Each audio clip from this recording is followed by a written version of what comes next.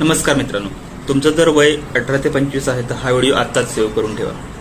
खरं तर 18 ते 25 हे वय अख्खं आयुष्य ठरवणारं असतं.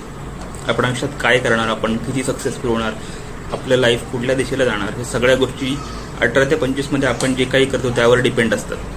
पण बरीच मुलं ह्या वयात छोट्या छोट्या गोष्टींच्या मागे धावतात. मोबाईल फोन्स, बाईक, कपडे, चांगल्या चांगल्या फिरणं, या सगळ्या गोष्टीच्या मागे ते धावतात आणि त्या सगळ्यामध्ये ते आपलं मेन फोकस, आपलं करिअर, आपली पॅशन, आपला अभ्यास यांकडे दुर्लक्ष करतात. मला असं वाटतं आयुष्यातलं हे वय आहे ना, हे तुमच्या स्वप्नांच्या मागे धावण्याचं वय आहे. आणि जर तुम्ही ह्या वयात स्वप्नांच्या मागे नाही धावलात तर मग तुम्हाला आयुष्यभर गरजांच्या मागे धावावं लागतं. त्यामुळे 18 ते 25 हे जे काही 7-8 वर्ष आहेत ते आयुष्यातली खूप मौल्यवान आहेत.